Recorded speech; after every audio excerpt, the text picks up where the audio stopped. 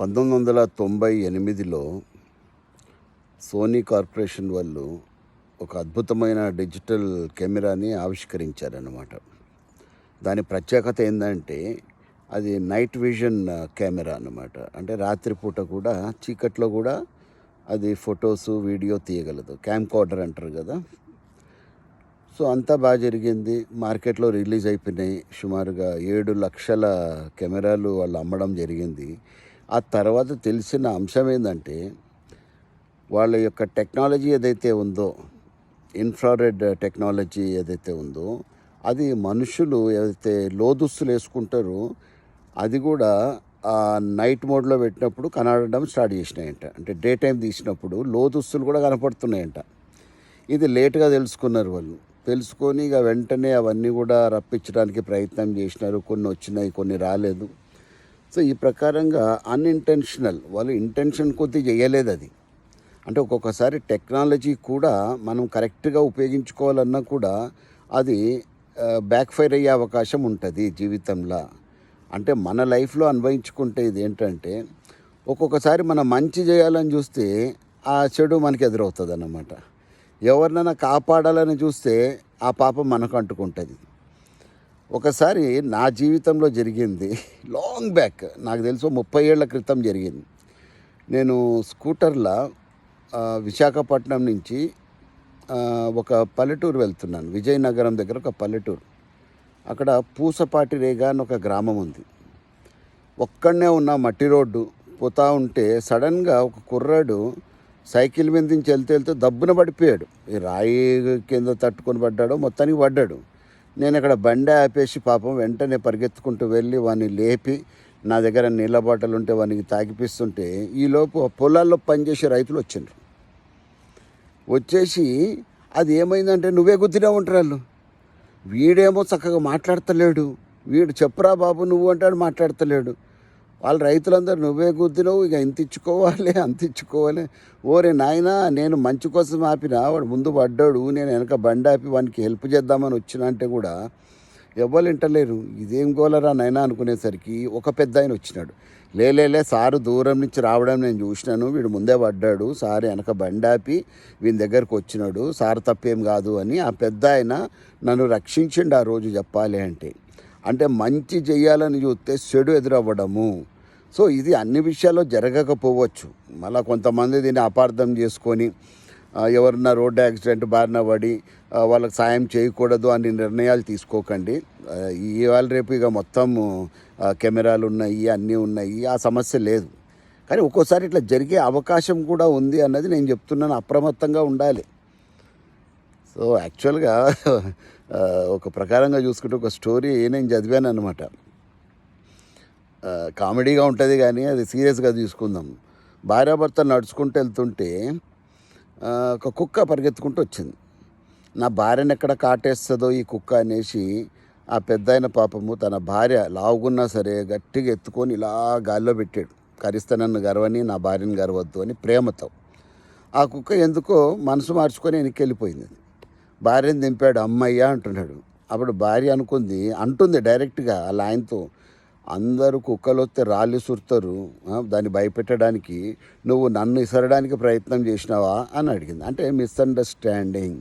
So, ఇది ఒక joke అవ్వచ్చు కానీ ఇట్లా నిత్య జీవితంలో జరుగుతూనే ఉంటుంది.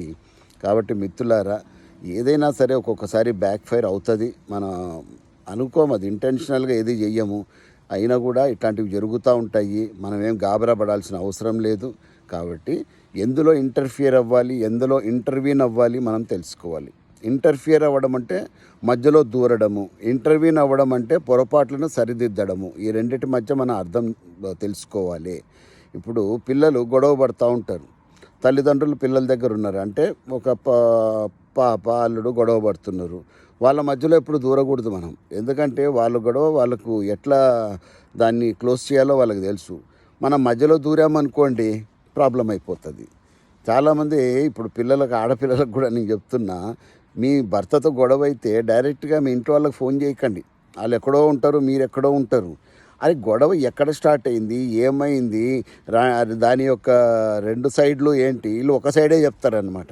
ఎవరైనా అంతే కదా. తప్పు నాది అని చెప్పం, తప్పు అవతలోంది, నేను కరెక్టే అని చెప్తాం. అక్కడ వాళ్ళు ఏం చేస్తారంటే మళ్ళీ ప్రేమ కొద్దీ ఆజ్యం పోస్తారు అనమాట. ఓయ్ నువ్వు అట్లే ఉండు, తగ్గద్దు, అట్లా చేయాలి ఇట్లా చేయాలంటే ఇంకా ఈవిడికి ఇంకా రెచ్చిపోతుంది అనమాట.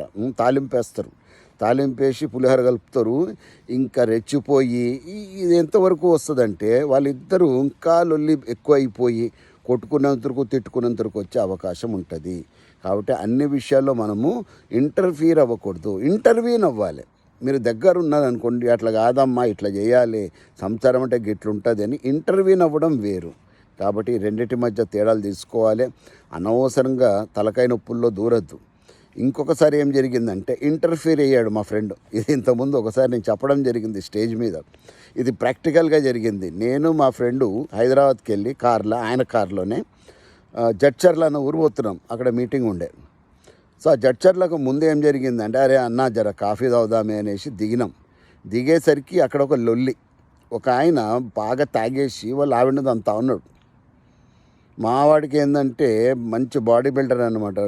ఆడవాళ్ళ మీద చెయ్యేస్తే మనోడు ఊరుకోడు, అది ఎవరైనా సరే. ఇక ఆడపిల్లని కొడతా ఎవరా నువ్వు అంటే, నేను వారించిన ఎవరు బాబు, భార్యాభర్తలు, మన ఊరు కాదు ఇది, పల్లెటూరులో ఉన్నాం, లొల్లి అయిపోతుంది, చలో వెళ్దామంటే అన్న ఊరుకోయే, స్టేజ్లెక్కి నీ మాటలు చెప్తావు, నువ్వేందుకు అసలు మాట్లాడుతున్నావు, ఎత్తి మన బాధ్యత ఇది అనేసి ఒక డైలాగ్ కొట్టిండు.